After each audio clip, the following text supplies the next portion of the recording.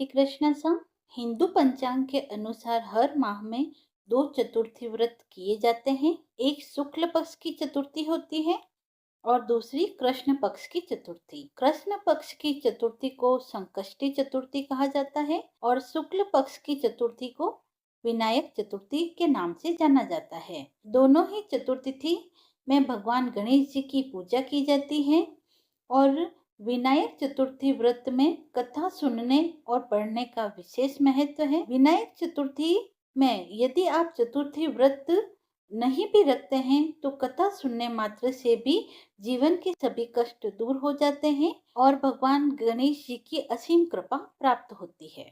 विनायक चतुर्थी व्रत कथा। विनायक चतुर्थी व्रत की पौराणिक कथा के अनुसार एक बार भगवान शिव तथा माता पार्वती नर्मदा नदी के किनारे बैठे थे। वहां माता पार्वती ने भगवान शिव से समय व्यतीत करने के लिए चौपड़ खेलने को कहा। शिव जी चौपड़ खेलने के लिए तैयार हो गए, परंतु इस खेल में हार जीत का फैसला कौन करेगा, यह प्रश्न उनके समक्ष उठा।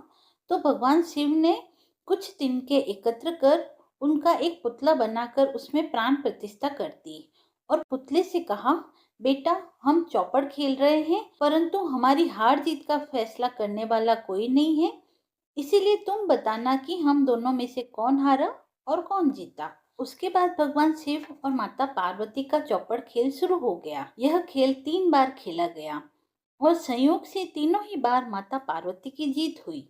खेल समाप्त होने के बाद बालक से हार जीत का फैसला करने के लिए कहा गया तो उस बालक ने महादेव जी को विजय बताया। यह सुनकर माता पार्वती क्रोधित हो गई और क्रोध में उन्होंने बालक को लंगड़ा होने और कीचड़ में पड़े रहने का श्राप दे दिया। बालक ने माता पार्वती से माफी मांगी और कहा कि यह मुझसे अज्ञानतावश ऐसा हुआ है, मैंने किसी द्वेष भाव से ऐसा नहीं किया। बालक द्वारा क्षमा मांगने पर माता ने कहा, यहाँ गणेश पूजन के लिए नाग कन्याएं आएगी, उनके कहे अनुसार तुम गणेश व्रत करो, ऐसा करने से मुझे प्राप्त करोगे। यह कहकर माता पार्वती शिव के साथ कैलाश पर्वत पर चली गई। 1 वर्ष के बाद उस स्थान पर नाग कन्याएं आई।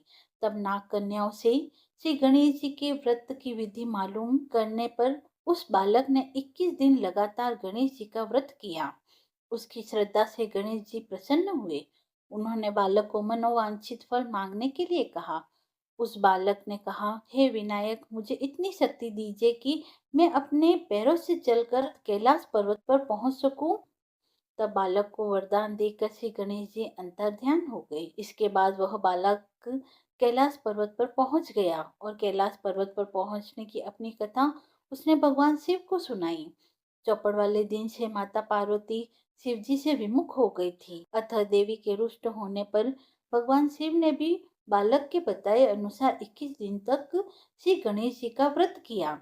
इस व्रत के प्रभाव से माता पार्वती के मन में भगवान शिव के प्रति जो नाराजगी थी वह समाप्त हो गई। तब यह व्रत विधि भगवान शंकर ने माता पार्वती को बताई। यह सुनकर माता पार्वती के मन में भी अपने पुत्र कार्तिकेय से मिलने की इच्छा जागृत हुई।